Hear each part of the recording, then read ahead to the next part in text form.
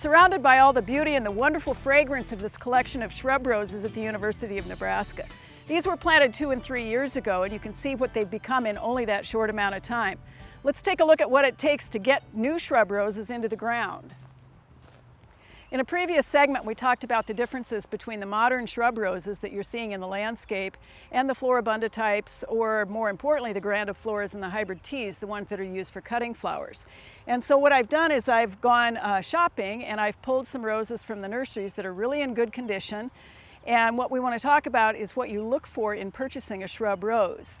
You'll notice that all of these have beautiful foliage. Some of them are in bloom and in flower, so you can see the flower color, because oftentimes the picture on the tag doesn't really do justice to the real thing. We don't see any evidence of disease, nice, hardy, strong green stems, and a broad, bushy, open form. But more importantly, the real difference and the real thing that we look for in shrub roses is whether or not we have a rose that's grown on its own root or whether we have one that is budded or grafted. The reason that makes a difference, especially in cold climates, is roses that are grown on their own root are considered 100% hardy if they are rated for a particular hardiness zone. That means the root itself, the top of the plant, the whole shoot and match is going to make it through a winter for the zone in which it's rated. Now, the downside of that, of course, is if you happen to purchase one right on the edge of the zone, it may in fact not be 100% hardy, and then you lose the entire plant. The difference then between that and a budded or a grafted rose is grafted roses are grafted on a hardier rootstock. So you may lose the top of the plant all the way to the crown, but because that rootstock is hardier, the plant will regrow again.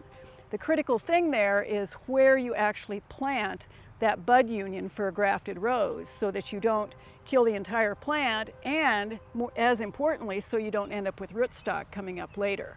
So what we're going to do is we're going to plant both types of roses, an own root rose and a rose with bud union, and talk about the differences there. Now, obviously, one of the main things that we want to do is make sure these roses are well watered before we put them in the ground. Ideally, we plant late in the day. Cool, cloudier conditions are best, and certainly not the gale force winds. We take the container off very gently, and one of the ways to take the container off for shrub roses is to actually cut the container, because typically shrub roses have beautiful flowers and great foliage, but they oftentimes have awfully nasty thorns, and it's a lot easier to actually cut that container off than it is to pull it off. It's also easier on the rose. You don't want to be jamming that root of that rose against the pavement to try to break it out of the container. We typically have to dig the hole first, and that makes sure that those roses are not out of the ground or uncovered. The roots are not uncovered for too long a period of time and exposed to sun and the wind and all that sort of stuff.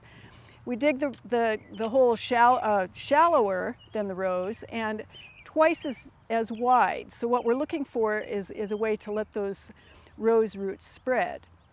For own root roses, we plant just slightly higher in heavier soils than the surrounding grade. And we also want to make sure that we look at where the level of the soil line with relationship to the roots is in the container itself. With grafted or budded roses, in colder climates, we want to make sure that bud union is actually 1 inch to 2 inches below the soil level. And then the soil actually acts as an insulator. We get those roses in, we backfill with the good material that we dug out of the original hole. We water the rose in well, creating a shallow basin around the edges to hold the water. We don't stomp on it, because stomping, of course, is one of the things that actually compacts the soil too much. And then we go into our management care to make sure we get that rose established. The only kind of pruning we do on roses when we're first installing them is to prune off anything that is broken, anything that's diseased, anything that clearly has some difficulties associated with it. And if we do that, we either take the damaged cane off all the way back to the base of the plant, or we take it above the first full 5-leaf leaflet with an outward-facing cut. And that's typical for the way we prune roses in general. So when we head out to the nursery to purchase our shrub roses, we're going to look for the difference between the ones that are own root and grafted. We're going to make sure we dig the hole twice as wide and shallower for own root. We're going to bury the bud union if we have a budded rose. We're not going to prune unless we have to prune off something damaged or diseased. We're going to water well. We're going to mulch. We're going to fertilize later, not now, and if we do all those things and then do great management care and watch for insects and pests, we're going to end up ultimately with shrub roses that are as beautiful as the ones behind me.